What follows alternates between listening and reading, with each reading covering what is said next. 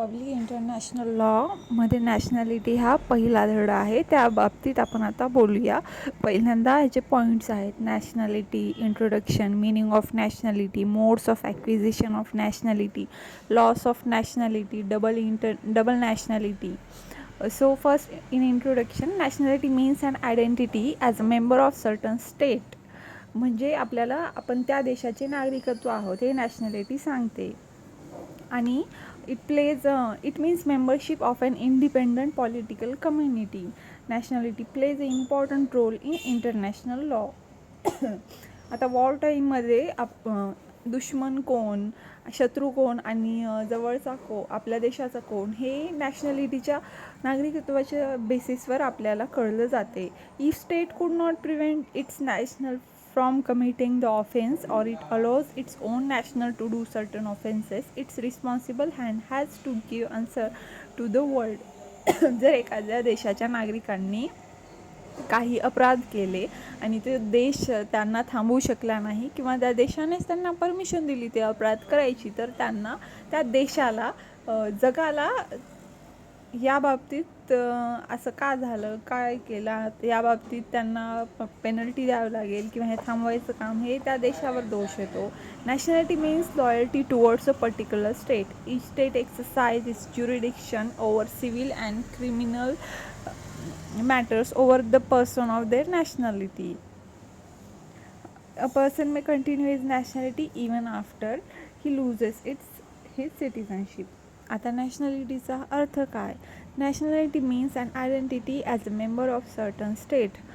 And according to Fenwick, nationality may be defined as the bond which unites a person to a given state, which constitutes his membership in the particular state, which gives him a claim to the protection of that state, and which subjects him to the obligation created by the state. And according to Oppenheim, nationality is the link through which an individual can enjoy the benefits of international law. आता nationality तुम्ही कशी मिळू शकता?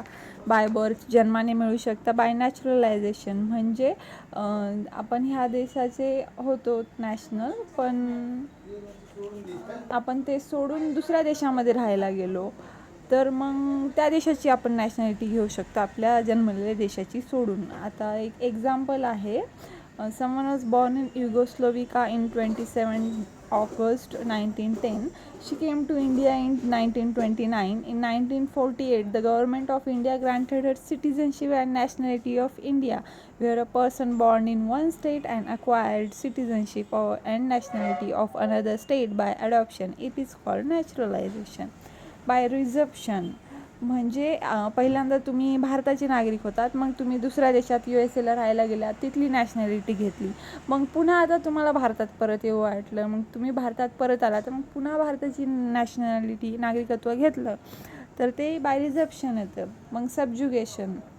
Bye सबज्युगेशन म्हणजे एक देश दुसऱ्या देशावर हल्ला केला आणि ते देश आपल्या ताब्यात घेतला, तर त्या देशाचे नागरिक पण जे देश जिंकला त्याचे नागरिक होतात. जसं तिबेटवर झालेलं आहे. चीनने तिबेटवर हल्ला केला, मग चीनने तिबेटला घेतलं, तर मग तिबेटच्या नागरिकांना त्यांनी डायरेक्ट चीनचे नागरिक असं करून टाकलं त्यांनी. आता 1959 पासून तिबेटचे नागरिक हे चायनीज म्हणून ओळखले जातात. Bye session. Cession means the act of ceding or giving up land, property rights, etc., where a state is ceded to another state. All the people of territory acquired nationality of the state in which the territory has been merged. जसं आपल्या भारतामध्ये 1975 मध्ये सिक्कीम जे चोला राजाचे होते त्यांनी भारतामध्ये समावून करून घेतलं, भारताला आले ते, मग तेव्हापासून सिक्कीम सेशनमध्ये आला. मायग्रेशन म्हणजे एका देशातले नागरिक कामासाठी किंवा कशासाठी सेटल व्हायला दुसऱ्या देशामध्ये येतात, मग ते तिथेच राहतात, खूप वेळानंतर त्यांना भेटते नागरिकत्व ते मायग्रेशनमध्ये. जसं तिबेटियन जेव्हा चीनने हल्ला केला तेव्हा खूप सारे भारतामध्ये येऊन राहिले, आता त्यांना इथे भेटत आहे नागरिकत्व. आता लॉस ऑफ नॅशनॅलिटी का होते? By release. जर आपण स्वतः नागरिकत्व सोडलं देशाचं तर त्यामुळे होते. डिप्रेवेशन म्हणजे जर दुसऱ्या देशात